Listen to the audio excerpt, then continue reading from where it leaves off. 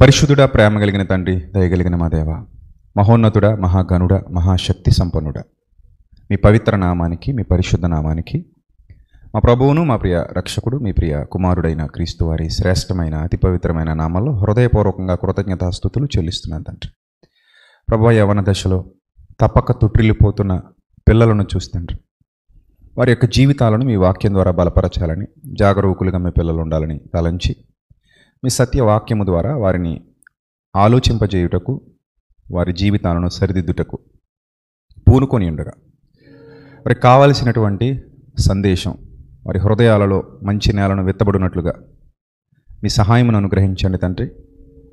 మీ దీనదాసునైన నేను మీ జ్ఞానమును మీ పిల్లలకు ఉపదేశించుటకు తగిన శక్తి, మీ ఆత్మ సహాయము ప్రసాదించండి. మీ పిల్లలు విని విడిచిపెట్టే గుంపులో గాక విన్న వాక్యం అనుసరించి జీవించగలిగే భాగ్యాన్ని ప్రసాదించమని క్రీస్తునామంలో ఈ ప్రార్థన మనవులు అడుగుచున్నాం మా కన్న తండ్రి, ఆమేన్. ముఖ్యంగా ఈరోజు సందేశం సమాజంలో బలహీన ఘటాలుగా ఉండి అనేక మంది చేత మోసగించబడుతున్న అక్కచెల్లెమ్మల కోసం. సో నిన్న మనం చెడ్డవారైన స్త్రీలను గురించి మాట్లాడుకున్నాం. ఈరోజు మనం చెడ్డవారైన పురుషులను గురించి మాట్లాడుకోబోతున్నాం. ముఖ్యంగా టీనేజ్లో ఉన్నటువంటి చెల్లెమ్మలు ఎవరైతే ఉన్నారో, వివాహం కాని చెల్లెమ్మలు ఎవరైతే ఉన్నారో, వివాహ వయస్సుకు వచ్చినటువంటి చెల్లెమ్మలు ఎవరైతే ఉన్నారో, లేదా అలాంటి బిడ్డలు కలిగినటువంటి తల్లిదండ్రులు ఎవరైతే ఉన్నారో వారు ఈ వాక్యాన్ని తప్పకుండా వినాలి, అలాగే ఆ పిల్లలకు కూడా వినిపించాలి. కొన్ని విలువైన విషయాలు ఈరోజు మనం నేర్చుకోబోతున్నాం కనుక. ప్రియులరా, స్త్రీ పురుషులు ఇరువురు దేవుని చేత సృజింపబడ్డారన్న సంగతి మనకు తెలుసు. ఈ స్త్రీ పురుషులలో సాధారణంగా పురుషుని యొక్క శరీర నిర్మాణం, పురుషుని యొక్క ఆకార నిర్మాణం చాలా బలంగా ఉంటుంది, దృఢంగా ఉంటుంది.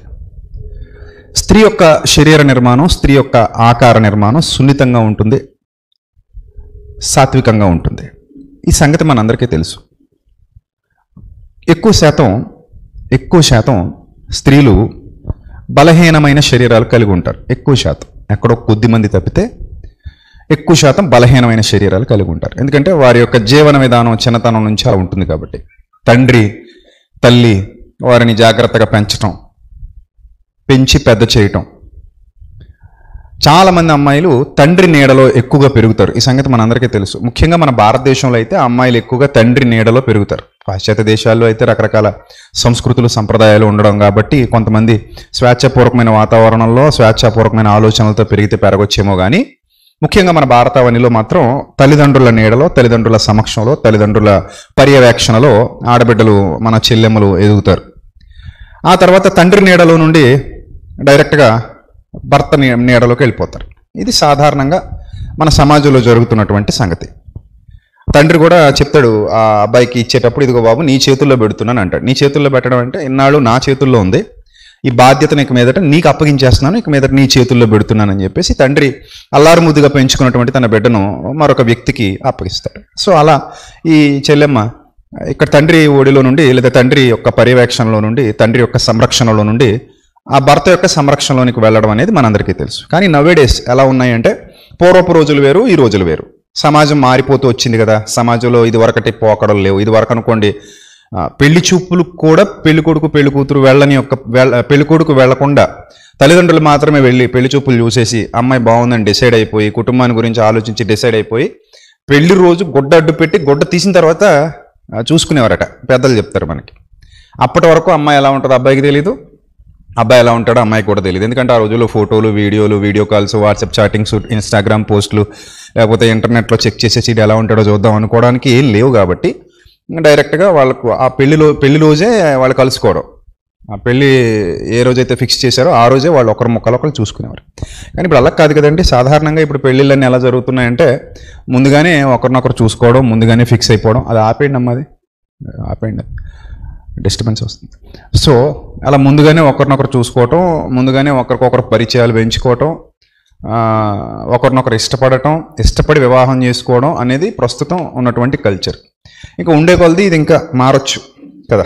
ఉండే కొలది ఇంకా వాళ్ళ ఆలోచన విధానాలు మారొచ్చు, ఉండే కొలది స్వేచ్ఛాయుత జీవనంలోకి అడుగు పెడతారు. కాబట్టి వాళ్ళ జీవిత భాగస్వామిని ఎన్నుకోవడానికి వాళ్ళు పూర్తిగా స్వేచ్ఛ తీసుకునేటువంటి పరిస్థితులు ప్రస్తుత సమాజంలో కనబడుతున్నాయి. ఇందులో మంచి ఉంది, చెడు ఉంది. ఒక రకంగా చెప్పాలంటే చెడు ఎక్కువగా కనబడుతుంది. ఎందుకు చెడు ఎక్కువగా కనబడుతుందని చెప్తున్నానంటే, సాధారణంగా ఆడపిల్లలు తల్లిదండ్రులతో స్నేహపూర్వకమైన వాతావరణంలో మెలగకపోయి ఉండుంటే, అంటే తల్లిదండ్రులు ప్రేమను ఆస్వాదిస్తూ, తల్లిదండ్రుల యొక్క బాధ్యతను ఆనందిస్తూ, తల్లిదండ్రులతో ప్రతి విషయాన్ని చెప్పుకుంటూ, లేదా తల్లిదండ్రులనే స్నేహితులుగా భావించే అంతటి దాన్ని ఏమంటారు ఆ క్లోజ్నెస్ కలిగి ఉండి, అలా వాళ్ళకి ఏ విషయమైనా సరే చెప్పుకోవడం, ఇలా ఉంటే ఒక రకంగా ఉంటుందేమో. కానీ చాలా కుటుంబాల్లో ఎలా ఉంటుందంటే, తండ్రులతో ఆడపిల్లలకు మాట్లాడేంతటి చనువు ఉండకపోవచ్చు, లేదా అన్ని విషయాలు వాళ్ళతో చెప్పుకునేంతటి చనువు ఉండకపోవచ్చు. చాలామంది తండ్రులు పిల్లలతో ఫ్రెండ్లీగా ఉండకపోవచ్చు. వాళ్ళు ఏదో వాళ్ళ పని చేసుకుని వచ్చి నిద్రపోవడం, ఎప్పుడైనా మాట్లాడితే కఠినంగా మాట్లాడతాం. అలాగే ఇక వాళ్ళు యుక్త వయసుకు వచ్చిన తర్వాత కొన్ని రూల్స్ అండ్ రెగ్యులేషన్స్ ఫాలో అవ్వాల్సిందిగా కఠినమైన నిర్ణయాలు వాళ్ళకి చెప్పి, కఠినమైన ఆంక్షలు విధించి, ఆంక్షల ప్రకారంగా జీవించాలని, లేదా క్రమశిక్షణ చర్యలు అన్నట్టుగా చేయటం, ఇలా కొన్ని కుటుంబాలు ఉండొచ్చు. సో అలాంటప్పుడు వీళ్ళు బయట వాతావరణంలో ఎవరైనా వాళ్ళతో ప్రేమగా మాట్లాడుతుంటే, అది కాలేజీలో కానివ్వండి, హై స్కూల్లో కానివ్వండి, లేదా బయట కానివ్వండి, లేదా సంఘాల్లో కానివ్వండి, ఎవరైనా వాళ్ళతో, లేదా కుటుంబ సభ్యుల్లో కానివ్వండి, ఎవరైనా వాళ్ళతో కొంచెం ప్రేమగా ఆప్యాయంగా మాట్లాడుతుంటే ఆ మాటలకు పడిపోయి, ఈ మాటల ద్వారా వాళ్ళు కనెక్ట్ అయిపోయి, ఇంక వీళ్ళే నా ప్రపంచం అనుకునే స్థాయికి ఒక ఊహా చిత్రాన్ని తమ మైండ్లో గీసేసుకుంటారు. ఎప్పుడైతే ఈ ఊహా చిత్రాన్ని తమ మైండ్లో గీసుకుంటారో అది వాళ్ళకి ప్లస్ పాయింట్ అయిపోద్ది. అలా ప్లస్ పాయింట్ అయిపోయిన తర్వాత వీళ్ళ జీవితం ఛిద్రమైపోయిందన్న సంగతి తెలియకుండానే వాళ్ళ జీవితం నాశనం అయిపోద్ది. అది ఎప్పుడు అర్థమవుద్ది అంటే, వీళ్ళకి జీవితం నాశనం అయిపోయాక అర్థమవుతుంది. జీవితం నాశనం అయిపోయేంత వరకు తెలియదు. అంటే ఒక మూఢ విశ్వాసంతో, ఒక మూఢ నమ్మకం, అది కూడా మూఢ నమ్మకమే, అవతల వ్యక్తి మీద ఉన్న ఒక గుడ్డి నమ్మకంతో వీళ్ళు వాళ్ళని పూర్తిగా నమ్ముతారు, వాళ్ళకి పూర్తిగా లోబడిపోతారు. ఈరోజు సమాజంలో మీరు చూడండి, లేదా పోలీస్ స్టేషన్స్కి వెళ్ళి మీరు చూడండి, నమోదయ్యే కేసుల్లో చాలా కేసులు ఇవే. ఎందుకు ఇలాంటి కేసులు నమోదవుతున్నాయంటే, ప్రేమ పేరుతో మోసం చేశారు, ప్రేమించి మోసం చేశారు, నమ్మించి మోసం చేశారు. ఏంటి మోసం చేయడం అంటే, శారీరకంగా వాళ్ళని ఉపయోగించుకుని విడిచిపెట్టేశారు. అంటే మోజు తీరిన తర్వాత వదిలేశారు. అంటే ఎంతసేపు, ఎంత కాలం అయితే వాళ్ళతో ప్రయోజనం ఉందనుకున్నారో అంతకాలం వాళ్ళని తమ దగ్గర పెట్టుకున్నారు. ఆ ప్రయోజనం తీరిపోయిన తర్వాత ఇక నీకు నాకు ఎలాంటి అవసరం లేదు, గెట్ అవుట్ అని నెట్టివేయడం అన్నమాట. సో వాళ్ళని గుర్తించలేని స్థితిలో, దాన్ని అర్థం చేసుకోలేని స్థితిలో చాలామంది ఆడపిల్లలు ఈరోజు అలాంటి వాళ్ళకు బలైపోతున్నారు. కొంతమంది ఏమో చంపబడుతున్నారు, కొంతమంది ఏమో క్రూరంగా హింసింపబడుతున్నారు, రక్తాలు వచ్చేలా కొట్టడం. కొంతమంది ఏమో అవయవాలు కోల్పోతున్నారు, కొంతమంది ఏమో పబ్లిసిటీకి గురవుతున్నారు. ఇంకా తర్వాత వాళ్ళకి పెళ్ళైనా కూడా మళ్ళీ బాధలే. ఇలా వాళ్ళ జీవితం వాళ్ళకి తెలియకుండానే వాళ్ళ చేతుల్లో నుంచి వేరే వాళ్ళ చేతుల్లోనికి వెళ్ళిపోవడం, వాళ్ళకి తెలియకుండానే వాళ్ళ జీవితం నష్టపోవటం. ఒక పక్క తల్లిదండ్రులకు లోకువా, ఒక పక్క కుటుంబానికి లోకువా, ఒక పక్క సమాజానికి లోకువా, ఏం చెయ్యాలో అర్థం కానటువంటి దారుణాతి దారుణమైన పరిస్థితులు సమాజంలో చోటు చేసుకుంటున్నాయి. దీనికి కారణం ఏంటి అంటే, ఆడపిల్లలకు తెలివితేటలు లేకపోవటం, తొందరపాటు నిర్ణయాలు తీసుకోవటం, విశ్లేషణ చేయకపోవటం, అవతల వ్యక్తిని అబ్జర్వ్ చేయకపోవటం. నేను మరలా చెప్తున్నాను, అమ్మను నమ్మినంత గుడ్డిగా, నాన్నను నమ్మినంత గుడ్డిగా, ఇంట్లో ఉన్న అన్నయ్యను నమ్మినంత గుడ్డిగా బయట ఎవ్వరిని నమ్మటానికి వీలు లేదు. ఎవ్వరిని. మ్యాక్సిమం 99.9% రక్త సంబంధంలో మాత్రమే ఒక గుడ్డి నమ్మకాన్ని అవలంబించవచ్చు. కానీ రక్త సంబంధం అంటే ఏంటి?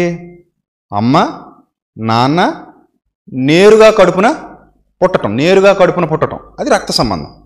అమ్మ నాన్న నేరుగా కడుపున పుట్టిన వాళ్ళు అయితే రక్త సంబంధికులు అవుతారు. సో అలా కాకుండా ఇతరులు ఎవరైనా సరే, వాళ్ళు కుటుంబానికి తెలిసిన వాళ్ళ, లేకపోతే బంధువుల, లేకపోతే కాలేజీలో పరిచయం అయ్యారా, సంఘాల్లో పరిచయం అయ్యారా, బయట ఎక్కడో ఆఫీసుల్లో పరిచయం అయ్యారా, లేకపోతే ఇంకో చోట ఎక్కడో పనిచేసే చోట పరిచయం అయ్యారా, మనకు తెలియదు వాళ్ళు ఏంటో, వాళ్ళ చిన్నప్పటి నుంచి ఎలా పెరిగారో, వాళ్ళ భావజాలం ఏంటో, వాళ్ళ ఆలోచన విధానం ఇప్పుడు ఎలా మారిపోయిందో, వాళ్ళు ఏ విధంగా ఉంటున్నారో, వాళ్ళ పాస్ట్ ఏంటో, అంటే వాళ్ళ గతం ఏంటో ఏవి మీకు తెలియవు.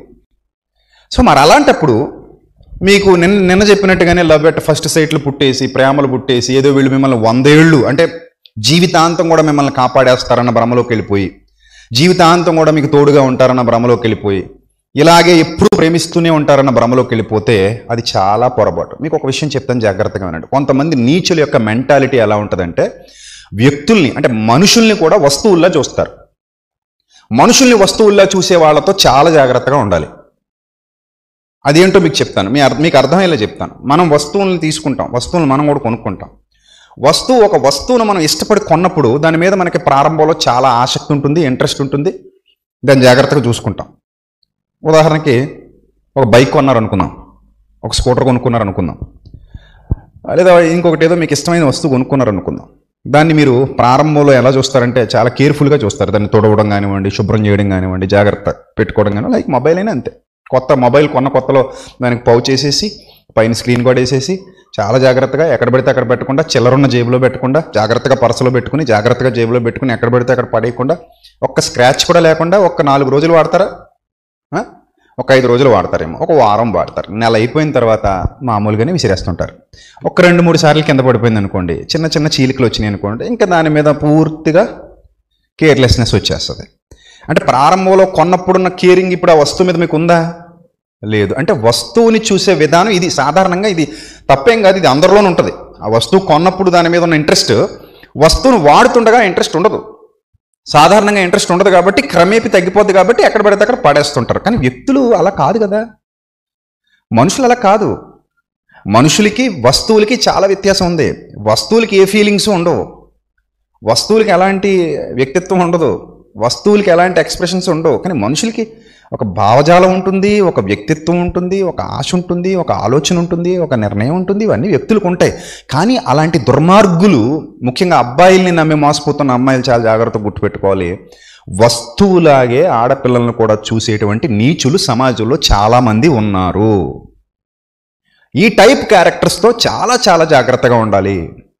వస్తువు మీద ఎలాగైతే వ్యామోహం తగ్గిపోయిన తర్వాత బయటకు నెట్టేస్తారో, బయటకు పోమంటారో, అక్కర్లేదనుకుంటారో, అలాగే వ్యక్తి మీద కూడా వ్యామోహం చల్లారిపోయిన తర్వాత ఇక వాళ్ళతో మాకు పని లేదు, ఎందుకంటే కోరిక తీరిపోయింది. కొన్నిసార్లు లేదా చాలాసార్లు వాళ్ళతో కోరిక తీర్చుకున్న తర్వాత, చాలాసార్లు వాళ్ళను ఉపయోగించుకున్న తర్వాత, వాడుకున్న తర్వాత ఒక పాత ఫోన్ ఎలా అయితే అమ్మేస్తారో, వాడుకున్న తర్వాత ఒక పాత బండి ఎలా అయితే అమ్మేస్తారో, వాడుకున్న తర్వాత ఒక పాత వస్తువుని ఎలాగైతే పడేస్తారో, యూజ్ అండ్ త్రో అంటారు. ఇంకంతకంటే ఏం చెప్పగలం, యూజ్ అండ్ త్రో. అలా ఒక యూజ్ అండ్ త్రో లాగా ఉపయోగించుకుని వదిలేసేవంటి నీచమైన క్యారెక్టర్స్ కలిగిన వాళ్ళు సమాజంలో చాలామంది ఉన్నారు.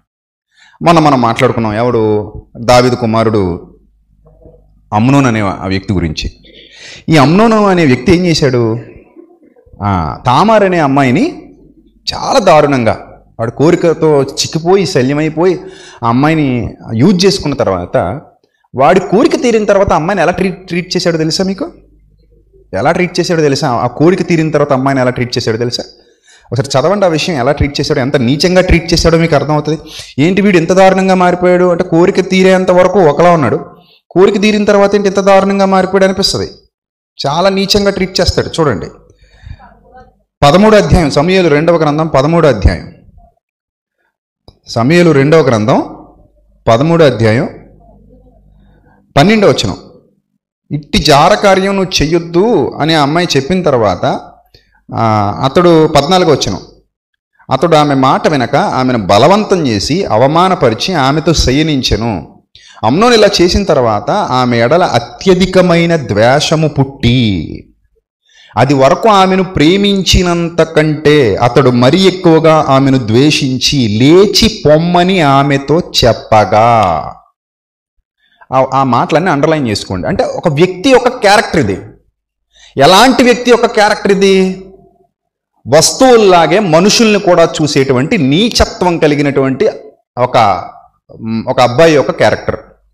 ఈ అబ్బాయి ఎలా బిహేవ్ చేస్తున్నాడు? కోరిక తీరిపోయిన తర్వాత, ఆ అమ్మాయిని ఉపయోగించుకున్న తర్వాత, ఆ అమ్మాయితో తనకు వాంఛలు తీరిపోయిన తర్వాత, అంతకంటే ప్రేమించినంతకంటే కూడా ఎక్కువగా ఆమెను ఏం చేస్తున్నాడట?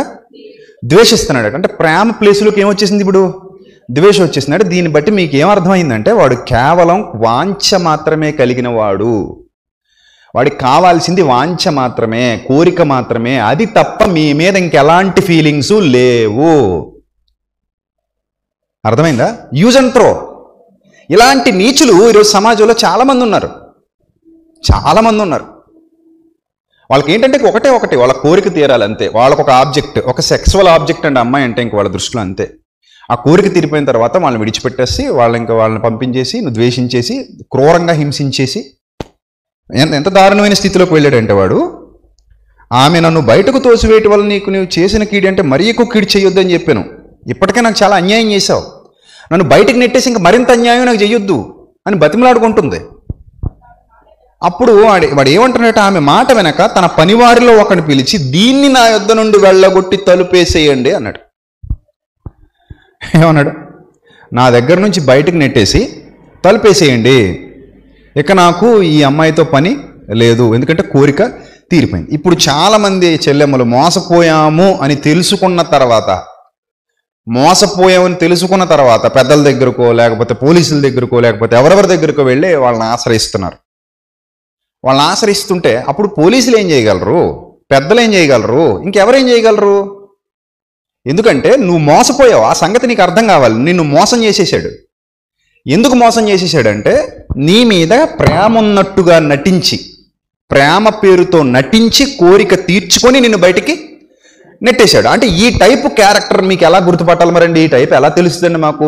ప్రేమగానే మాట్లాడతాడు కదా, ప్రేమగానే మెసేజ్లు చేస్తాడు, ప్రేమగానే చాటింగ్లు చేస్తాడు, ప్రేమను వ్యక్తపరుస్తున్నట్టుగా నటిస్తాడు, గిఫ్ట్లు ఇస్తాడు. అవసరమైతే వాడు కోరిక కోసం ఎంత కాస్ట్లీ గిఫ్ట్లైనా ఇస్తాడు. నీకు అవసరమైతే నేను ఎక్కడికైనా ట్రిప్పులకి తీసుకెళ్తాడు, కారులో ఎక్కించుకుని బైకులు ఎక్కించుకుని ఎక్కడికైనా ట్రిప్పులకి తీసుకెళ్తాడు. నీ బర్త్డేకి వచ్చిందంటే కేకులు కట్ చేస్తాడు, స్ట్రీట్లు ఇస్తాడు, లేకపోతే పార్టీలు ఇస్తాడు, లేకపోతే ఇంకోటి ఏదో చేస్తాడు, లేదా నీకేమైనా బంగారం కొనిస్తాడు, లేకపోతే వెండి కొనిస్తాడు, బట్టలు కొనిస్తాడు, ఇంకేమైనా చేయొచ్చు. నీకు ఇష్టమైన ప్లేసెస్కైనా నేను తీసుకెళ్ళొచ్చు. ఇవన్నీ ఏంటంటే వీటన్నిటి వెనక ఉన్నది నువ్వు అనుకుంటున్నావు ప్రేమని. నువ్వేమనుకుంటున్నావు? అబ్బా నా ప్రేమికుడికి నా మీద ఎంత ధ్యాస, 24 గంటలు ఫస్ట్ నా ఫోన్ ఆన్ చేయగానే మెసేజ్ తందే ఉంటుంది, నేను ఫోన్ పెట్టేటప్పుడు కూడా ఎవరిది ఉంటుంది? తందే ఉంటుంది. అంటే నాకు గుడ్ మార్నింగ్ చెప్పేది అతడే, గుడ్ నైట్ చెప్పేది అతడే. ఎంత ప్రేమిస్తున్నాడు నన్ను అనుకుంటావు? అతడు ప్రేమిస్తున్నది నిన్ను కాదు, నీ శరీరాన్ని. అది నువ్వు గుర్తుపట్టలేకపోతున్నావు చెల్లెమ్మ. వాడు ప్రేమించేది నిన్ను కాదు. అంటే నిన్ను ఎలా ఉన్నా సరే నిన్ను ప్రేమించడం కాదు అది. నిన్ను పూర్తిగా తన చివరి చివరి శ్వాస వరకు నిన్ను కాపాడుకుంటాననే భరోసా కాదు అది. కేవలం నీ అందం కావాలి, నువ్వు ఇచ్చేటువంటి ఆ సుఖం కావాలి, 5 నిమిషాల సంతోషం కావాలి నీ దగ్గర, వాడికి అంతే. అందుకోసం నీకు పెట్టుబడి పెడుతున్నాడు. నాకు మా నాన్న ఎప్పుడు ఇలాంటి డ్రెస్ కొనివ్వలేదు అనుకుంటావు నువ్వు, నన్ను మా నాన్న ఇప్పుడు ఇలా తిప్పలేదు అనుకుంటావు నువ్వు, నాకు మా నాన్న ఇప్పుడు ఇలా చేయలేదు అనుకుంటావు నువ్వు, అసలు మా నాన్న ఎప్పుడైనా ఇలా ప్రేమగా, ఏంటి బుజ్జి ఏంట్రా బంగారం, అరే తుమ్మొచ్చిందేంటి బంగారం, హాస్పిటల్కి వెళ్దామా, దగ్గుతున్నావేంట్రా బుజ్జి, దగ్గుతున్నావేంట్రా బంగారం, ఇలా మాట్లాడుతుంటే అయ్యో మా నాన్న కూడా ఎప్పుడు మాట్లాడలేదు నాతో ఇలాగా. మా నాన్న నాకు ఇప్పుడు మామూలు చెప్పులు కొనేసేవాడు, నా లవర్ నా కోసం హై హీల్స్ కొన్నాడు, తొందరగా పడిపోవాలి నువ్వు కాలు జారి. సో ఎంత ప్రేమించేవాడు, నన్ను ఎంత నమ్మకంగా మాట్లాడేవాడు, ఎంత చాటింగ్లు చేసేవాడు. నాకు నిద్రే రావట్లేదే బాబు అని పెడతాడు మెసేజ్. మరి అలాగే కదా పెట్టాలి. నాకు నిద్ర రావట్లేదు, ఎందుకు నువ్వే గుర్తొచ్చేస్తున్నావు, నువ్వు తప్ప నా మైండ్లో వేరే రూపం లేదు, నువ్వు నా ప్రాణం, నువ్వు నా ఊపిరి, నువ్వు నా కిడ్నీ, నువ్వు నా లివర్ అనేసరికి అన్ని నిజాలు అనుకుంటున్నారు. ఇవన్నీ నిజాలన్న భ్రమ, అదొక భ్రమ. ఆ భ్రమలో కొంతకాలం గడిపేసరికి యూజ్ అండ్ త్రో. ఆమెను ప్రేమించినంత కంటే ఎక్కువగా ఇప్పుడు ఏం చేస్తున్నాడట? ద్వేషిస్తున్నాడు. అప్పటి వరకు ప్రేమించినోడు సడన్గా ఏం చేస్తున్నాడు? ద్వేషిస్తున్నాడు. ఈ క్యారెక్టర్ని మరి ఎలా గుర్తుపట్టాలి అంటే వాళ్ళకున్నది కేవలం శరీర వాంఛ మాత్రమే. శరీర వాంఛ మాత్రమే. That is not love. అది ఏం ప్రేమ కాదు, మీ మీద ఉన్న ప్రేమ కాదు, కేవలం శరీర వాంఛ. చూడండి ఆదికాండంలో కూడా ఈ దీనా అనే క్యారెక్టర్ మీ అందరికీ తెలుసు కదా. 24వ అధ్యాయంలో, ఆదికాండంలో 24వ అధ్యాయంలో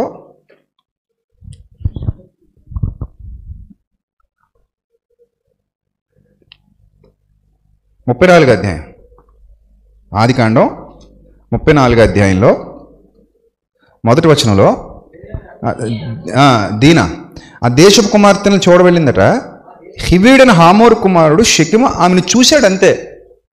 చూడగానే ఏం చేశాడు?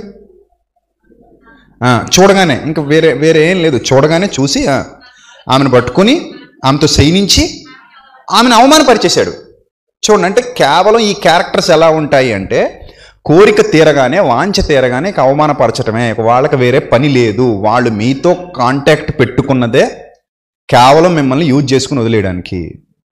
ఇలాంటి నీచమైన క్యారెక్టర్స్ కలిగిన వాళ్ళు సమాజంలో చాలామంది ఉన్నారు. దురదృష్టకరమైన విషయం ఏంటంటే ఆడపిల్లలు చాలామంది అలాంటి వాళ్ళని నమ్మి మోసపోతున్నారు. చాలా దారుణం. ఇప్పుడు మనం చూస్తున్న కేసెస్ అన్నవే. ఎన్ని పోలీస్ స్టేషన్లు ఎన్ని కేసులు నమోదవుతున్నాయి, కోర్టులో ఎంతమంది కోర్టుల చుట్టూ పిచ్చోళ్ళ తిరుగుతున్నారు. వాళ్ళకేం న్యాయం జరుగుతుందా అంటే టైం పట్టేస్తుంది. ఏం న్యాయం? అవతలివాడు దొంగ అయినప్పుడు, అవతలివాడు నీచుడైనప్పుడు నువ్వు కోర్టుకి వెళ్తే ఏంటి, పోలీస్ స్టేషన్కి వెళ్తే ఏంటి? ఇప్పుడు ఒక ఆడపిల్లను చెరిచిన తర్వాత కోర్టుకి ఏం కావాలి? ఆధారాలు కావాలి. నీ దగ్గర ఏమైనా ఎవిడెన్సెస్ ఉన్నాయా అంటారు. ఎవిడెన్సెస్ అంటే ఏం కావాలండి అంటే వీడియోలు ఏమైనా ఉన్నాయా, ఫోటోలు ఏమైనా ఉన్నాయా? ఎంత దారుణం అంటే ఈ చాటింగ్లు సరిపోవా? కోర్టుకి చాటింగ్లు సరిపోవా? అసలు వాళ్ళు చేసిన చాటింగ్లు చూస్తే సరిపోద్ది కోర్టుకి. ఇంకా అంతకంటే అంటే పూర్వం నుంచి వీడియోలు ఉన్నాయా, పూర్వం నుంచి ఫొటోస్ ఉన్నాయా? లేవు. కానీ వీళ్ళ ధైర్యం అదే. ఎందుకు? భూమి మీద దొరకనివి 4 ఉన్నాయట. ఆకాశంలో పక్షి జాడ దొరకదట, బండ మీద సర్పం జాడ దొరకదు, సముద్రంలో వాడ నడిచిన జాడ దొరకదు, అలాగే కన్యకతో పురుషుడి జాడ కూడా దొరకదు. అంటే ఇప్పుడంటే లేటెస్ట్ టెక్నాలజీ వచ్చేసింది కాబట్టి ఒకవేళ వాళ్ళకి ప్రెగ్నెన్సీ రాకపోతే ఒక 15 days or 20 days అనుకుంటాను, వీళ్ళకి సంబంధించినటువంటి కణాలు ఏమైనా వాళ్ళలో ఉంటే టెస్ట్ చేసి పట్టుకుంటారు పోలీసులు. జాగ్రత్త పడే దొంగలు కొంతమంది ఉంటారు. ఆ చూకి కూడా ఇవ్వకుండా, కుక్క బుద్ధి కదా, తెలిసిపోద్ది వీళ్ళకి. ఎందుకంటే వీళ్ళకి ఆల్రెడీ అవన్నీ తెలుసు అనుకోండి. ఈ పోలీసులు ఎలా చెక్ చేస్తారు, పోలీసులు ఎలా పట్టుకుంటారు, పోలీసులు ఏ విధంగా ఐడెంటిఫై చేసేస్తారన్న విషయాలు వీళ్ళకి ఆల్రెడీ తెలుసు అనుకోండి.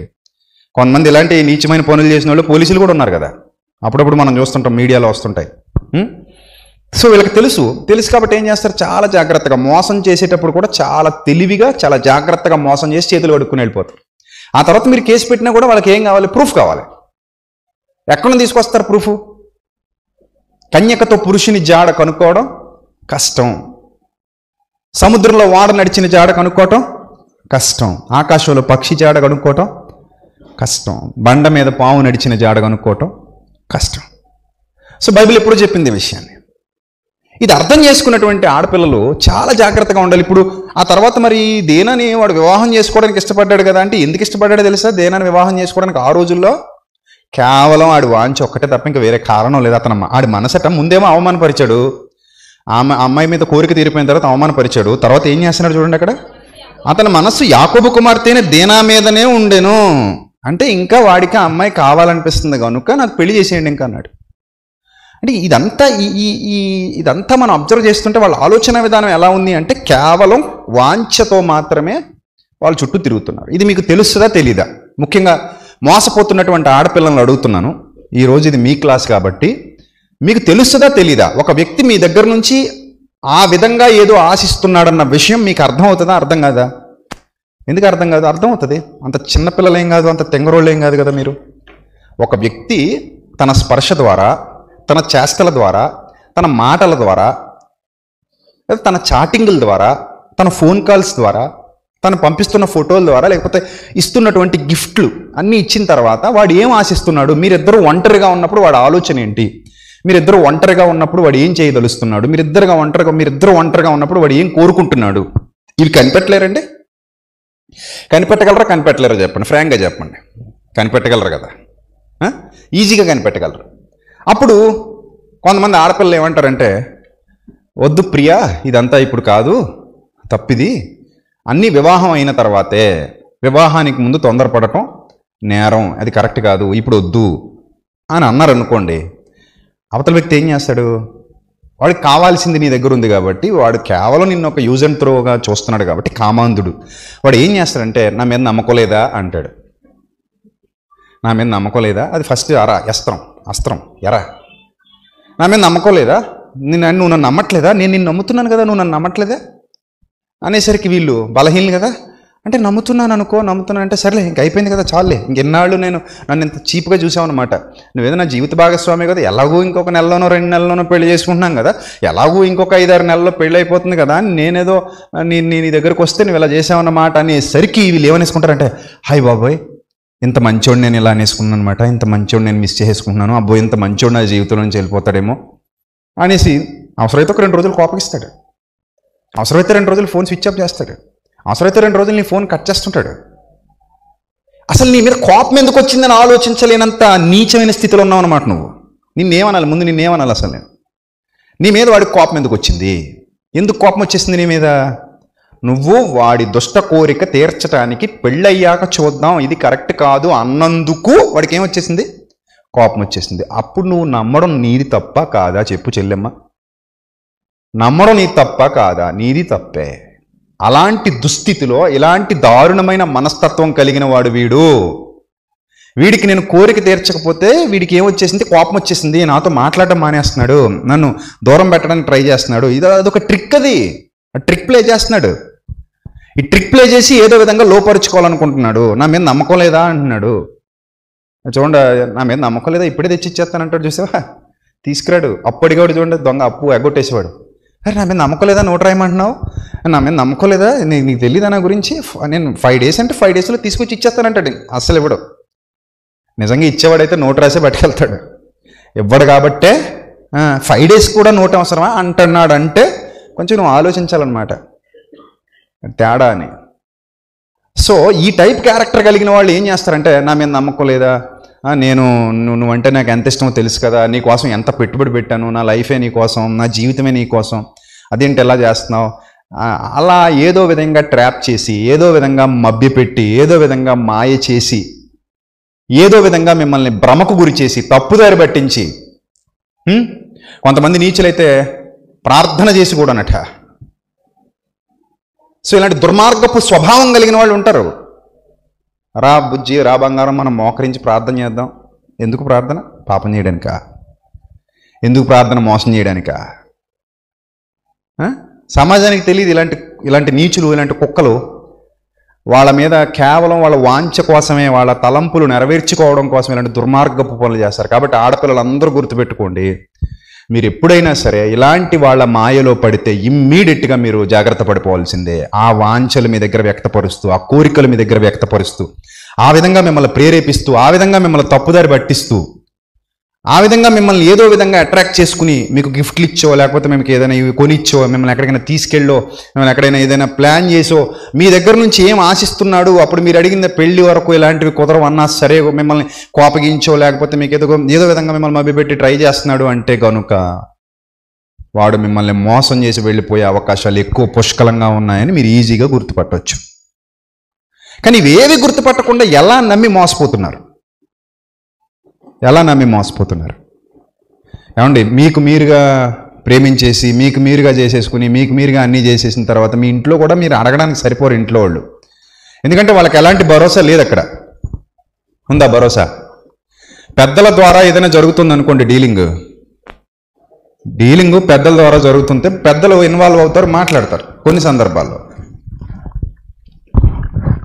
మీరు డీల్ చేసుకున్న దానికి పెద్దలు ఎలా మాట్లాడగలరా? మాట్లాడలేరు. మీరు చేసుకున్న దానికి పెద్దలు కూడా అడగడానికి సరిపోరప్పుడు. అంటే మీరు ఎంత తప్పు చేసేసారో అన్నీ అయిపోయిన తర్వాత మీకు అర్థమవుతుంది. మొన్న ఒక అమ్మాయి రైలు పట్టాల మీద పడి చనిపోయింది, మీ అందరికీ తెలుసు. ఆ అమ్మాయికి 3వ నెల కడుపులో పిండం ఉందండి.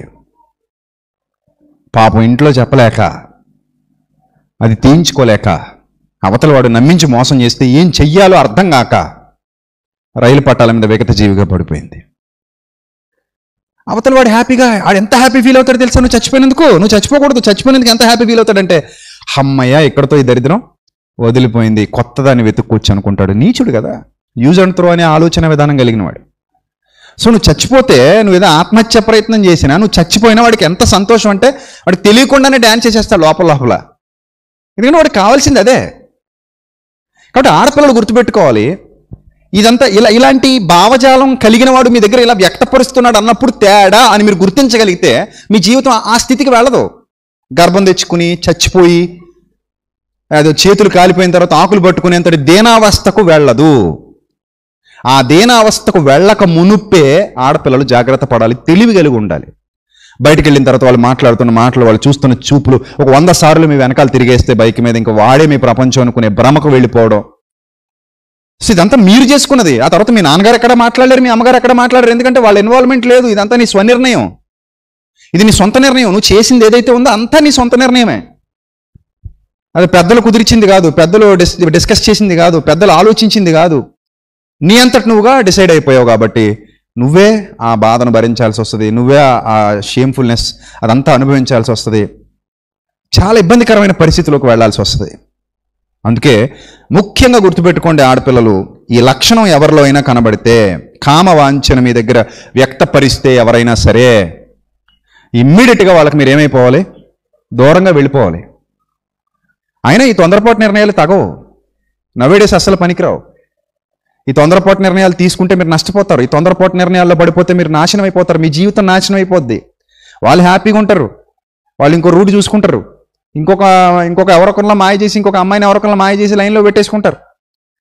మీ జీవితమే నష్టపోయేది, మీ జీవితమే నాశనం అయిపోయేది. కాబట్టి ఈ కామవాంఛలు వ్యక్తం చేసే వాళ్ళ విషయంలో జాగ్రత్తగా ఉండండి, కోరికలు వ్యక్తం చేసే వాళ్ళ విషయంలో జాగ్రత్తగా ఉండండి, బ్యాడ్ టచ్కి మిమ్మల్ని గురి చేసే వాళ్ళ విషయంలో జాగ్రత్తగా ఉండండి. అలాంటి వాళ్ళను నమ్మి మోసపోకండి. వాళ్ళ స్నేహితులను అనుకోవద్దు, వాళ్ళది ప్రేమికులను అనుకోవద్దు.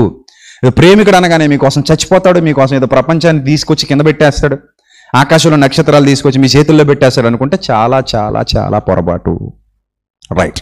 ఇక మరో పాయింట్ మనం చూడగలిగితే, మూర్ఖులు ఉంటారు కొంతమంది. మూర్ఖులు, ఆ స్వభావమే మూర్ఖత్వంతో కూడినటువంటి స్వభావం.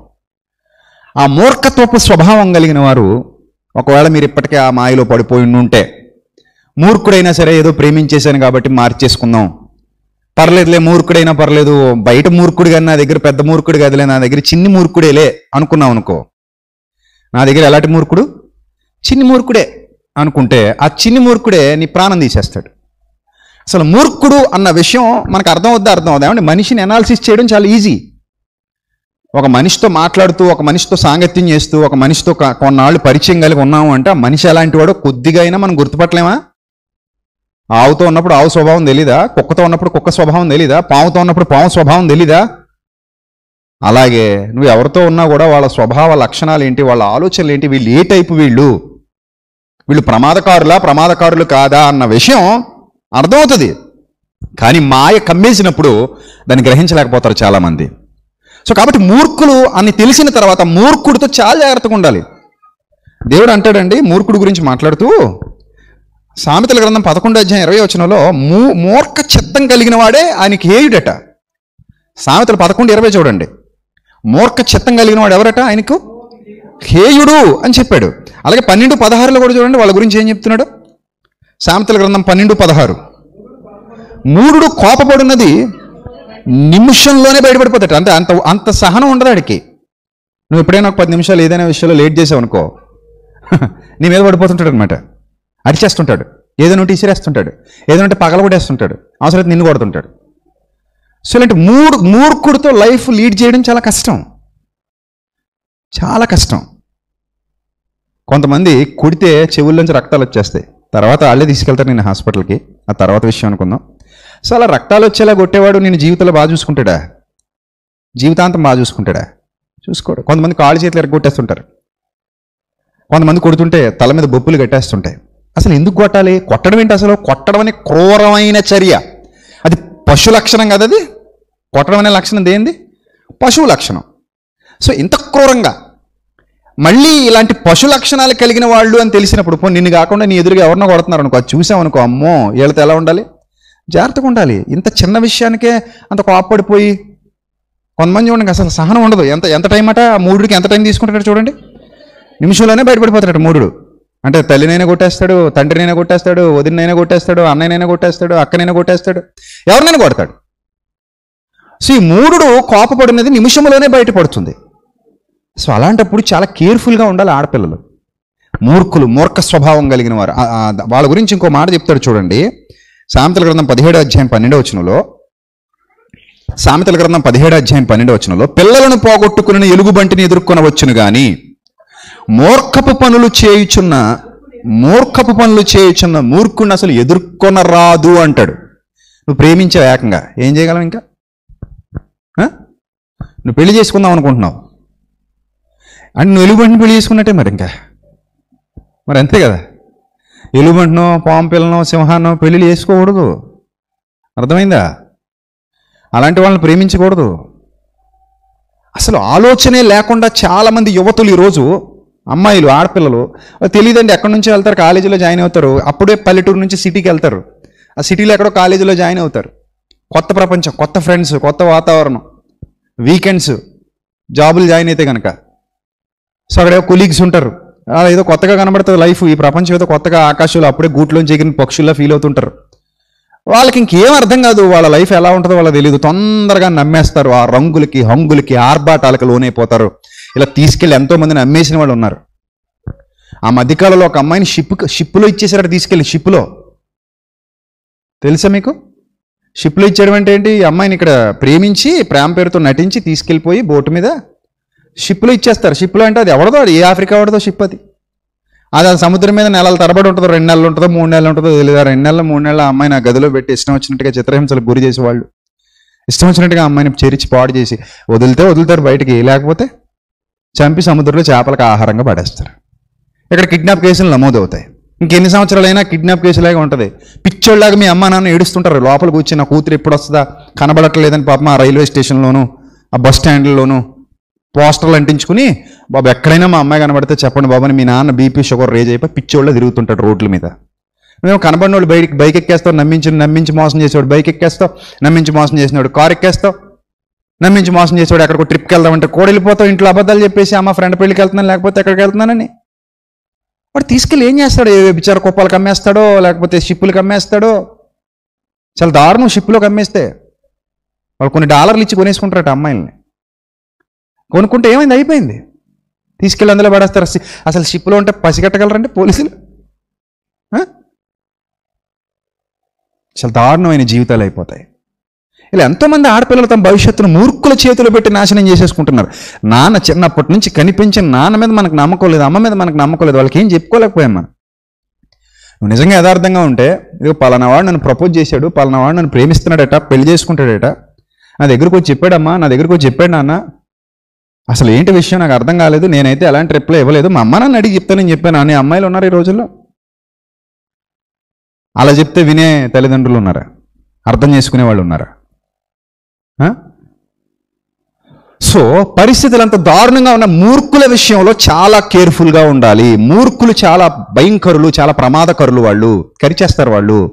అందుకే దేవుడు ఇప్పుడు ఎలుగుబంటినే ఎదుర్కొచ్చేమో కానీ ఆయన మూర్ఖపు పనులు చేసే మూర్ఖుల్ని నువ్వు ఎన్నుకోవద్దు, వాళ్ళు చాలా తొందరగా వచ్చేస్తారు. ఒకవేళ అలాంటి వాడితో పెళ్ళి అయిపోయింది అనుకోండి, ఒకవేళ పెళ్ళి అయిపోయింది అనుకోండి, ఎలా ఉంటుంది తెలిసిన పరిస్థితి? ఎలా ఉంటుంది? రోజు రోజు బాధలే. ఇప్పుడు ఎంతమంది ఉన్నారు తెలుసా అలాంటి వాళ్ళతో కాపురాలు చేయలేక చావలేక, అప్పటికే 2-3 పిల్లలు పుట్టేసి ఉంటారు, వాళ్ళ మొహాలు చూసి వాళ్ళని వదిలి వెళ్ళలేక. పోనీ అమ్మగారింటికి వెళ్దామంటే వాళ్ళు బేదలు అయ్యి ఉండొచ్చు, లేదా అప్పటికే వాళ్ళు చనిపోయి ఉండొచ్చు, దిక్కు ముక్కు లేని పరిస్థితి అయ్యి ఉండొచ్చు. ఏం చేయాలి ఇప్పుడు? అప్పుడు అనుకుంటారు వీడిని నేను ప్రేమించింది అనుకుంటారు. నిజమే, అలా ప్రేమించి మోసపోయిన వాళ్ళు ఎంతోమంది ఉన్నారు.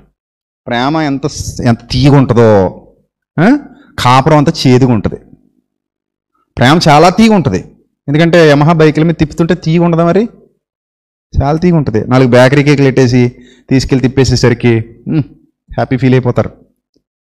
కానీ కాపురం చేసేటప్పుడు 2 పిల్లలు పుట్టిన తర్వాత, ఆ మూర్ఖత్వం అర్థమైన తర్వాత, ఆ మూర్ఖుడి శాడిజం అర్థమైన తర్వాత, ఏం చేయాలో అర్థం కాని పరిస్థితిలో ఇక చావలేక బతకలేక పిల్లల్ని చూసుకుని ఏడుస్తూ రకరకాల బాధలు పడుతూ వాళ్ళు కన్నీటి పర్యంతం అయిపోయిన జీవితాలు ఎన్నో ఉన్నాయంటే. బైబిల్లో కూడా అలాంటి మూర్ఖుడు ఒకడు ఉన్నాడు. సమూయేలు మొదటి గ్రంథం 25 అధ్యాయం 3వ వచనంలో, సమూయేలు మొదటి గ్రంథం 25 అధ్యాయం 3వ వచనం ఒకసారి చూడండి. సమూయేలు మొదటి గ్రంథం 25 అధ్యాయం 3వ వచనం. అతని పేరు నాబాలట, అతని భార్య పేరు అబీగయలట. ఈ స్త్రీమ సుబుద్ధి గలది, రూపసి ఉండినట. అయితే చర్యలను బట్టి చూడగా ఈ నాబాల్ అనేవాడు నెంబర్ 1 మోటోడు, నెంబర్ 2 దుర్మార్గుడునట. చూసారా, కాకి ముక్కుకు దొండపోండి అన్నట్టు ఈ నాబాల్ అనేవాడికి అబీగయలు, ఆమె సుబుద్ధి, రూపసి, చాలా ఉత్తమరాలు. ఈ ఉత్తమరాలు ఎవరి చేతిలో పడిపోయింది? మోటోడు, దుర్మార్గుడు. ఆ క్యారెక్టర్ గురించి చెప్తున్నా, మోటోడు దుర్మార్గుడు. ఎవరి మాట ఏంటన్నమాట? మూర్ఖుడు. ఉత్త పుణ్యాన్ని మూర్ఖులు ఏం చేస్తారో కూడా తెలియదండి. ఉత్త పుణ్యాన్ని కొట్టేస్తుంటారు, ఉత్త పుణ్యాన్ని తిట్టేస్తుంటారు, ఉత్త పుణ్యాన్ని ఎక్కడ పడితే అక్కడ తన్నేస్తుంటారు, ఎలా పడితే అలా బిహేవ్ చేస్తుంటారు. మళ్ళీ దీనికి అనుమానం ఒకటి తోడైందనుకోండి, ఇంకా సూర్యకారం మీద పటాసేసినట్టే, ఇంకా మామూలుగా ఉండదు. ఇలాంటి క్రూరులు ఉంటారు ఆడపిల్లలు చాలామంది. అలాంటి వాళ్ళు నమ్మి వెళ్ళిపోతుంటారు. నమ్మి వెళ్ళిపోయిన వాళ్ళ పరిస్థితి ఎలా ఉంటుందో తెలుసండి. ఇంకా ఇటు అమ్మకే నాన్నకే దూరం, రాలేరు తిరిగి. వచ్చినా అమ్మ ఏమంటుందో తెలియదు, నాన్న ఏమంటాడో తెలియదు. వీళ్ళని మోసం చేసి వెళ్ళిపోయింది. ఇప్పుడు అక్కడికి వెళ్ళిపోయిన తర్వాత అర్థమైపోయింది. ఒక రోజుకో 2 రోజులకో లోపల దాయగలం ఆ క్యారెక్టర్ని దాయగలరా చెప్పండి? కత్తిని కొన్నాళ్ళు వరలో ఉంచారు, ఏదో రోజు తీయాలి కదా. వరలో ఉన్నంతసేపు ఎలా ఉంటుంది? మెత్తగానే ఉంటుంది, పక్కన వేసుకుని పడుకోవచ్చు, పర్లేదు. ఒకసారి మరి ఆ వర తీసామనుకోండి, ఆ తర్వాత పక్కన వేసుకుని పడుకోగలవా? దాన్ని గుచ్చుకుంటుంది, చీరేస్తుంది, రక్తం వస్తుంది, నొప్పి పొడద్ది, బాధ పొడద్ది. అప్పుడు నువ్వు అదేంటి ఇన్నాళ్ళు ఇలా లేవు కదా అంటే, ఎప్పుడూ అలాగే ఉన్నాను, వర వేసుకున్నాను అంతే అంటాడు. నేను ఎప్పుడు ఇంతే, నా క్యారెక్టర్ ఇంతే, వరలోకి వెళ్ళాను, కాకపోతే నువ్వే పిచ్చిదానివి కాబట్టి మీ అమ్మని నాన్న వదిలేసి నాతో పాటు లేచిపోయి వచ్చేసావు ప్రేమ పేరుతో. నేను తీసుకొచ్చేసి ఇప్పుడు ఏంటి పరిస్థితి? ఉంటే ఉండు, లేకపోతే పో అంటారు. ఉంటే ఉండు, లేకపోతే ఎందులోనే బట్టి చావు అంటాడు. మరి పిల్లల పరిస్థితి ఏంటి? ఇద్దరిని కనేసావు కదా అంటే, నాకు సంబంధం ఏంటి, నేను ఏమన్నా నేను కనమన్నానా అంటాడు. సో ఇంత అందమైన మాటలు వస్తుంటాయి నోట్లో నుంచి, ఇంత మంచి మంచి మాటలు వస్తుంటాయి నోట్లో నుంచి. ఏం చేస్తావు చెప్పప్పుడు? అప్పుడు అనిపిస్తుంది అనవసరంగా వీడి బండి ఎక్కాను అని, అనవసరంగా అమ్మా నాన్నల గుండెల మీద తన్నాను అని. రెక్టిఫై చేసుకోగలవా? జీవితాన్ని మళ్ళీ వెనక్కి తీసుకోగలవా? తీసుకోలేవు. అందుకే ఇలాంటి బోధలు ఈ రోజున్న యువతకు చాలా అవసరం. దేవుణ్ణి నమ్ముకోండి ఐఏఎస్ పాస్ అయిపోతారు, దేవుణ్ణి నమ్ముకోండి ఐపీఎస్ పాస్ అయిపోతారంటే అది అబద్ధం. అది దేవుణ్ణి నమ్ముకుంటే ఐఏఎస్ పాస్ అయిపోతారా? చదువుకున్నాను. దేవుణ్ణి నమ్ముకుంటే ఐపీఎస్ పాస్ అయిపోతారు. ఏం చదువు సంజయ్ లేకుండా గేదెలు కాసుకుంటే ఐఏఎస్ పాస్ అయిపోతావు నువ్వు దేవుణ్ణి నమ్మేసుకుని. పిచ్చి బోధలు నమ్మకండి. మీ ఆత్మీయ జీవితానికి, మీ దైనందిన జీవితానికి అవసరమైన విషయాలు చాలా చాలా చాలా ఇంపార్టెంట్ మీకు. ముఖ్యంగా టీనేజ్లోకి వస్తున్నటువంటి అమ్మాయిలు కానివ్వండి, చెల్లెమ్మలు కానివ్వండి, చాలా జాగ్రత్తగా ఆలోచించండి. తొందరపాటు నిర్ణయాలు తీసుకోవటం వల్ల నష్టపోయేది మీరే. మీ జీవితానికి ఎలాంటి భరోసా అవతల వ్యక్తి ఇవ్వడు.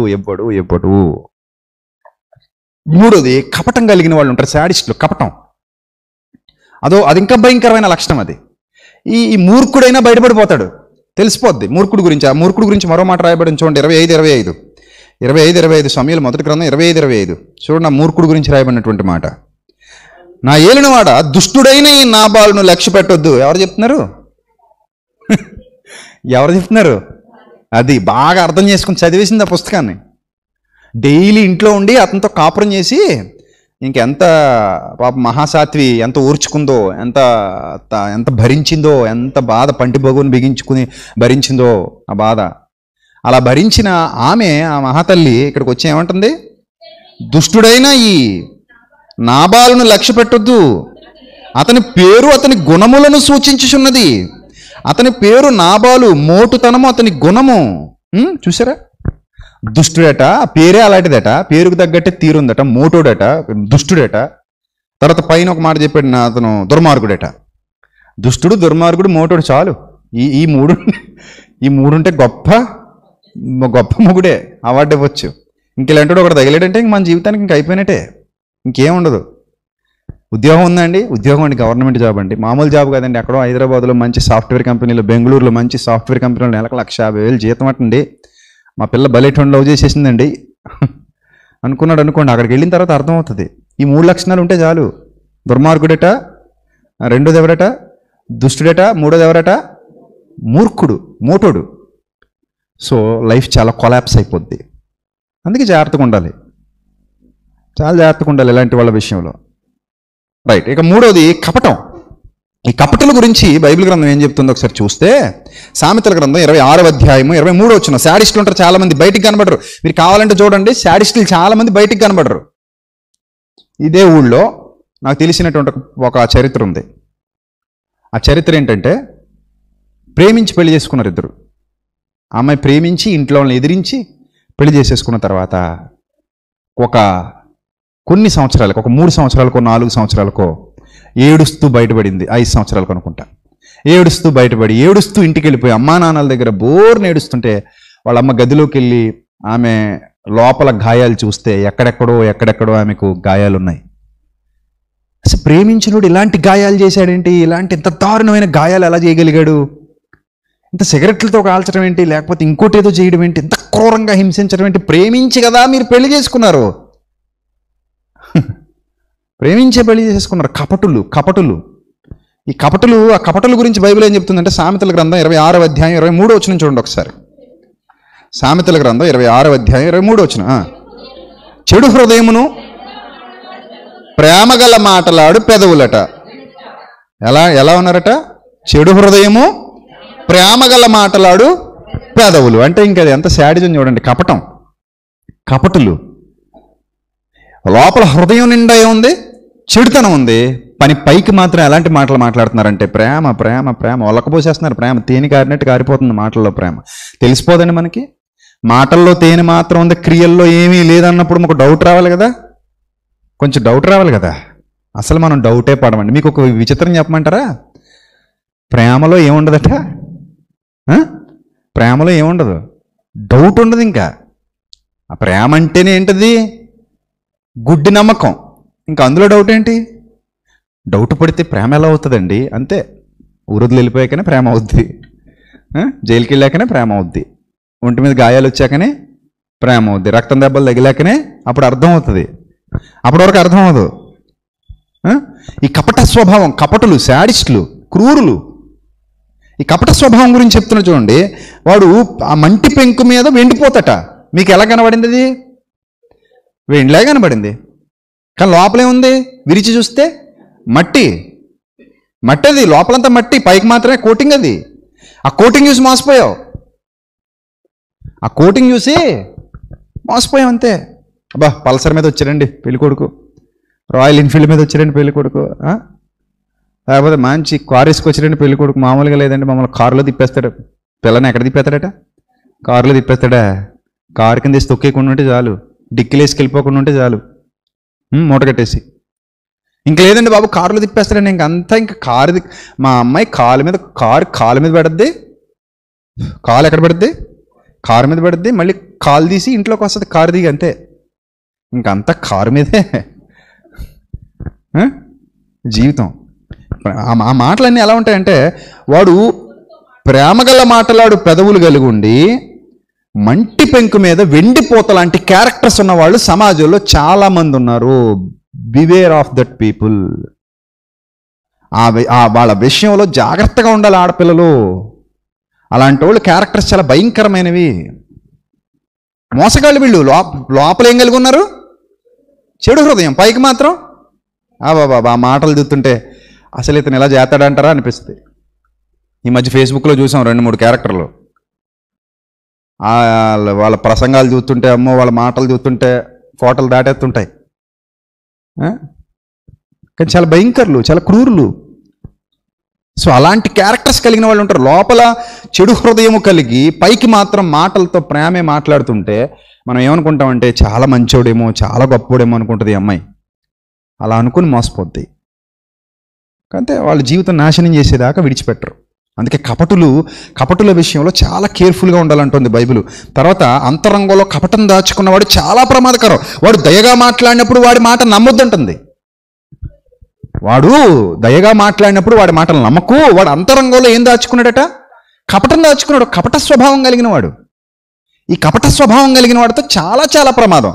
ఓపెన్గా మాట్లాడేవాడితో ఏ ఇబ్బంది ఉండదు, కానీ కపట స్వభావం కలిగిన వాడితో మాత్రం చాలా ప్రమాదం అంటుంది.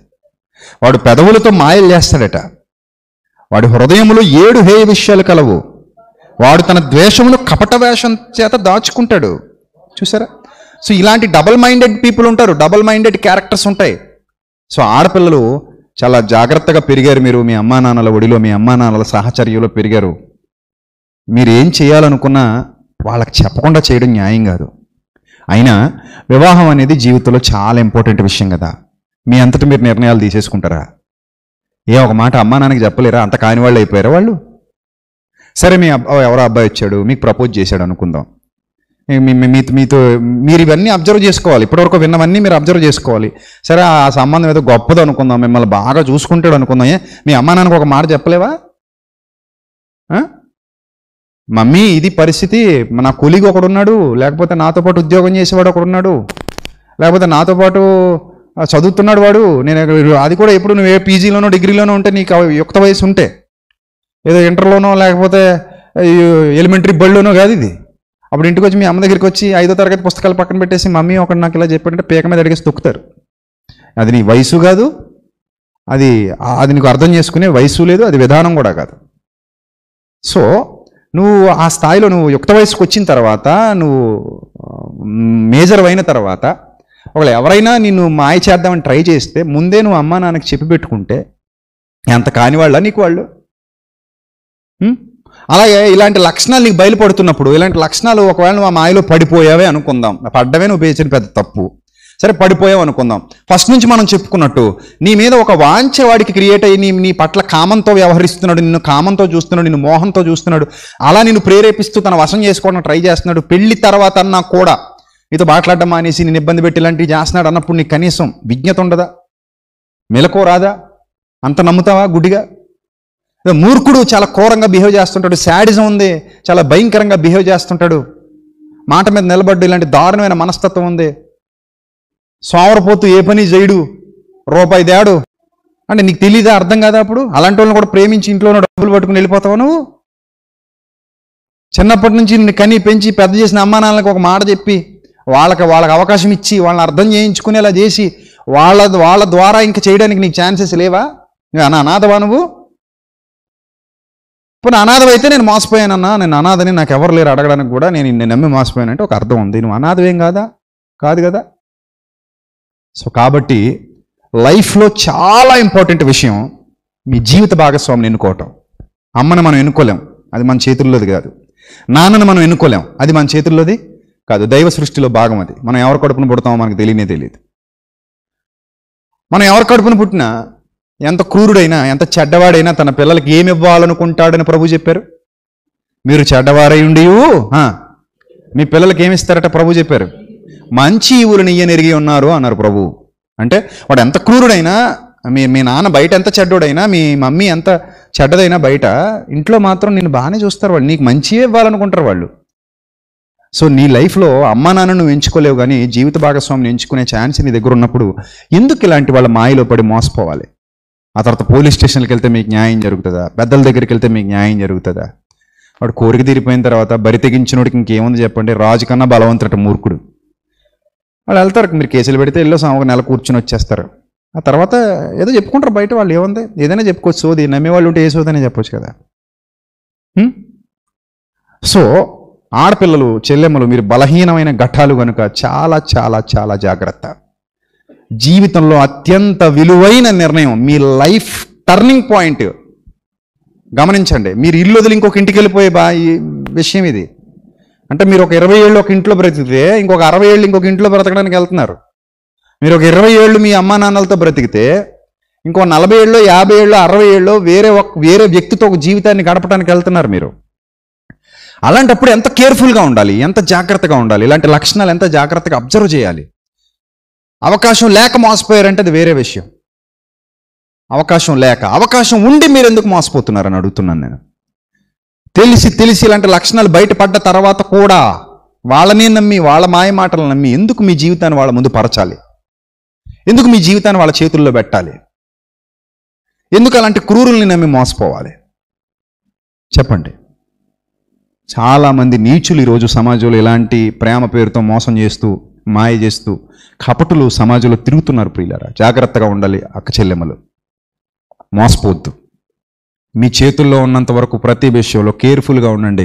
మీ జీవితం వాళ్ళ ముందు పరిచేసిన తర్వాత ఏం చేయలేరు. ఇంకా జీవితం వాళ్ళ ముందు పరిచేసి వాళ్ళకి సమస్తం అర్పించుకున్న తర్వాత ఇంకేం చేయలేరు. ఇంకా అయిపోయింది మీ జీవితం.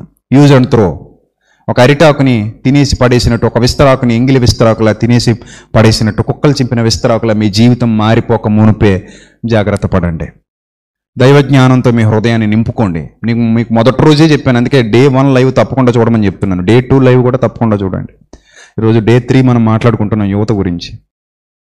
సో ఆ Day 1లోనే చెప్పాను, జ్ఞానం అనేది చాలా ఇంపార్టెంట్ యువతకి. ఈ వయస్సులో మీకు జ్ఞానం రాకపోతే ఇక ఈ తర్వాత వచ్చినా వేస్ట్, దానివల్ల ఎలాంటి ప్రయోజనం లేదు. మనం ఏం పశువులం కాదు, మనం పక్షులం కాదు దేనికి పడితే దానికి మోసపోయడానికి, కొంచెం ఏదో నూకలు చల్లితే మోసపోయి వల్ల పడిపోవడానికి, ఏదో ఎరేస్తే మోసపోయి పట్టుకుని వెళ్ళిపోవడానికి. We are human beings. We have wisdom and knowledge. So use that. నీకున్నటువంటి ఆ నాలెడ్జ్ని యూజ్ చేసుకో, నీకున్నటువంటి ఆ ఆలోచన యూజ్ చేసుకో, దాన్ని పెంపొందించుకో, జ్ఞానం నేర్చుకో, జ్ఞానముగా ఎలా నడవాలో నేర్చుకో, జ్ఞానంగా ఎలా ఆలోచించాలో నేర్చుకో. Life is so valuable. దాన్ని పాడు చేసుకోకు, మళ్ళీ రాదు మనకి. ఇది ఒక్కటే జీవితం, ఒక్కసారి పాడు చేసుకుంటే ఆ బాధ మనమే భరించాలి. అందుకే నాకు మొన్న చెప్తున్నాను కదా, రైలు పట్టాల మీద ఒక అమ్మాయి పడి చచ్చిపోయింది. ఆ అమ్మాయి 3వ నెల గర్భిణి అని అన్నప్పుడు నాకు చాలా బాధ వేసింది. అరే రే, జీవితం నాశనం అయిపోయిందే అనిపించింది. ఆ కడుపులో ఉన్న పిండం నాశనం. కొంతమంది అయితే బిడ్డను కని చచ్చిపోతుంటారు, ఆ బిడ్డని ఎక్కడ వదిలేసి. అంటే వీళ్ళకి ఏంటంటే కడుపులో ఉన్న బిడ్డను చంపడం ఇష్టం లేక, లేకపోతే 9 నెలల్లో వాడు ఏమైనా మారతాడేమో అని ఆశగా ఎదురు చూసి 9 నెలల తర్వాత బిడ్డను చూసుకుని ఏమైనా మారతాడేమో, వచ్చినని స్వీకరిస్తాడేమో అనుకొని అలా ఆలోచించి ఆ బిడ్డ కడుపులోనే ఉండగా మారలేదు కాబట్టి కడుపు నుంచి బయటకు వచ్చాక మారడు వాళ్ళు. ఆ బిడ్డను ఎక్కడో పెట్టి అవసరమైతే బిడ్డ ఎదురు చచ్చిపోతుంటారు, లేకపోతే వీళ్ళు ఒకటి చచ్చిపోతారు. చావు పరిష్కారం కాదు, చచ్చిపోయి ఇంకా పెద్ద తప్పు చేస్తున్నారు. చచ్చిపోకూడదు. ఒకవేళ ఎవరి జీవితమైనా కొలాప్స్ అయిపోతే, ఒకవేళ ఇప్పటివరకు నేను చెప్పినటువంటి ఈ లక్షణాలు కలిగినటువంటి దౌర్భాగ్యుల చేతుల్లో పడి ఒకవేళ ఎవరైనా మోసపోతే, పాస్ట్ ఈజ్ పాస్ట్, అయిపోయింది. ఇంకా మన కోసం చాలా జీవితం మిగిలింది. కొత్త జీవితాన్ని ప్రారంభించవచ్చు. ఇక్కడ నుంచి తెలివిగా మసులుకోవచ్చు, ఇక్కడ నుంచి తెలివిగా వ్యవహరించవచ్చు, ఇక్కడ నుంచి తెలివిగా ఆలోచించవచ్చు. ఎందుకు ఇక్కడతో జీవితం అయిపోయిందని అనుకోవడానికి ఏమీ లేదు. జీవితం ఇంకా చాలా ఉంది మనకి. మనం గొప్ప స్థితికి ఎదగొచ్చు, గొప్ప గొప్ప స్థానాలను అధిరోహించవచ్చు. ఈరోజు ఆడపిల్లలు చూడండి ఎంత గొప్ప స్థితిలో ఉంటున్నారో. వాళ్ళు కలెక్టర్లు అవుతున్నారు, మంచి మంచి ఉద్యోగాలు సాధిస్తున్నారు. మొన్న ఒక రిక్షా నడుపుకునే ఆయన కూతురట IAS పాస్ అయింది. వాళ్ళు ఈరోజు చాలా ఉన్నతమైన స్థానాల్లో కూర్చుంటున్నారు, వెళ్ళి గొప్ప గొప్ప అధికారాలు చేజిక్కించుకుంటున్నారు. అన్ని రంగాల్లో కూడా వాళ్ళు విజయం సాధిస్తున్నారు.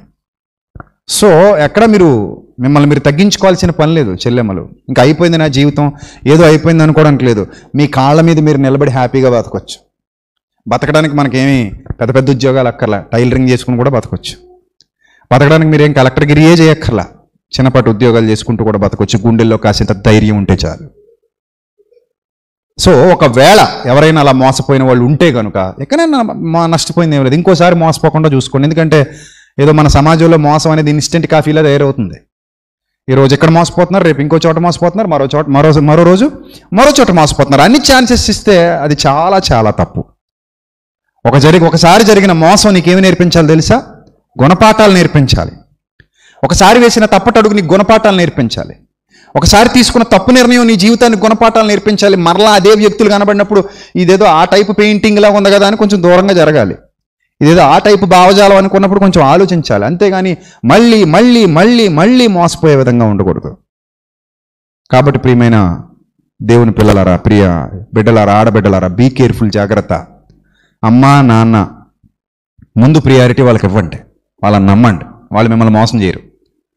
ఎక్కడో 99.9% అమ్మా నాన్నల చేతిలో మోసపోయిన అమ్మాయిలు తక్కువ మంది ఉంటారు. ఉండరని నేను అన్నా, ఎక్కడైనా రేరుగా ఉంటే ఉండొచ్చేమో నాకు తెలియదు, కానీ మ్యాక్సిమం 99.9% అమ్మా నాన్నల చేతిలో మోసపోయిన వాళ్ళు ఉంటారా? ఉండరు. ఆ 1% వదిలేసాను అందుకే. ఎందుకంటే మీరు ఏదైనా రేపు పొద్దున్న పేపర్ కటింగ్ పట్టుకొస్తే నాకు సమాధానం ఉండాలి కదా.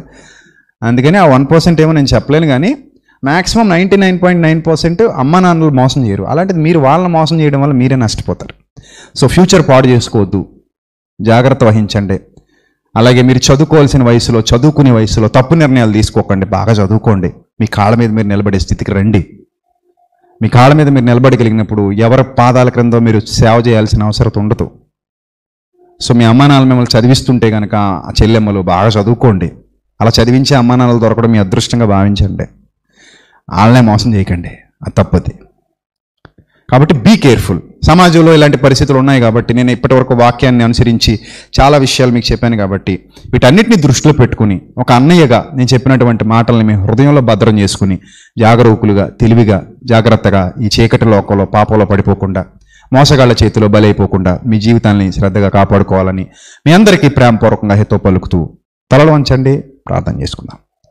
పరిశుద్ధుడా, ప్రేమ కలిగిన తండ్రి, దయగలిగిన మా దేవా, తండ్రి సమాజంలో అనేక మంది తండ్రి దుష్టులు చాలామంది జీవితాన్ని నాశనం చేసి వాళ్ళ జీవితాలతో ఆటలాడుకున్న వారు ఉన్నారు తండ్రి. అలాంటి దుష్టుల మాయలో పడినటువంటి వారు ఈరోజు దిక్కుతోచని పరిస్థితిలో, దిక్కుతోచక భయంకరమైన బాధాకరమైన పరిస్థితుల్లో, ఇబ్బందికరమైన పరిస్థితుల్లో ఉన్నారు. వారిని జ్ఞాపకం చేసుకోండి తండ్రి. వారికి మీ సహాయం అనుగ్రహించండి. వారికి మరో మార్గాన్ని చూపించండి. జ్ఞానం ఇవ్వండి, వివేకం ఇవ్వండి. ఒకవేళ ఇప్పటి వరకు అలాంటి పరిస్థితుల్లో పడిపోకుండా రాబోయే రోజులు అలాంటి నిర్ణయాలు తీసుకోబోతున్న వారు ఎవరైనా ఉంటే కనుక ఈ వాక్యం విన్న తర్వాత వారి జీవితాలకు వెలుగునివ్వండి తండ్రి. ఎవరు పడితే వాళ్ళని నమ్మి మోసపోకుండా జాగ్రత్త వహించి, ధైర్యం వహించి, బుద్ధి కలిగి, శ్రద్ధ కలిగి, మీ మాటలు యందు ఆసక్తి కలిగి తండ్రి వారి జీవితాన్ని చక్కగా మలుచుకోవడానికి సహాయం చేయండి. తల్లిదండ్రులకు లోబడి, కుటుంబానికి లోబడి తండ్రి, కుటుంబ సభ్యులతో సన్నిహితంగా బ్రతుకుతూ జాగ్రత్త కలిగి జీవించడానికి సహాయం చేయండి. దయగలిగిన మా దేవ, సమాజం రోజు రోజుకి ప్రభు నీచమైన స్థితిలోనికి, అధమమైన స్థితిలోనికి, చీకటి సంబంధమైన ఆలోచనలోనికి దిగజారిపోతూ ఉండగా తండ్రి మీ పిల్లలమైన ప్రతి ఒక్కరిని బలపరచండి, వెలుగులో నడిపించండి తండ్రి. ఏ అపాయం సంభవించకుండా కాపాడమని ఈరోజు విత్తబడిన వాక్యం మీ పిల్లలందరి హృదయాల్లో 30 60 100 ఫలింపచేయమని ఘనత, మహిమ, ప్రభావములు మీకే చెల్లిస్తూ క్రీస్తు నామములో ఈ ప్రార్థన మనవులు అడిగి వేడుకొనుచున్నాం మా కన్న తండ్రి, ఆమేన్. మన తండ్రి అయిన దేవుని ప్రేమ, కుమారుడైన క్రీస్తేశ్వరి శాశ్వతమైన కృప, మనందరి ఆదరణకర్త అయిన పరిశుద్ధాత్మని అన్యోన్య సహవాసం కూడిన మనకు, లోకంలో ఆయనను ప్రేమిస్తూ ఆయన కొరకు యథార్థంగా బ్రతుకుతున్న ప్రియులకు పిల్లలందరికీ ఇప్పుడు ఎల్లప్పుడు సదాకాలము తోడైన నడిపించునుగాక, ఆమేన్. అందరికీ వందనాలు. క్షేమంగా వెళ్ళరండి. God bless you all.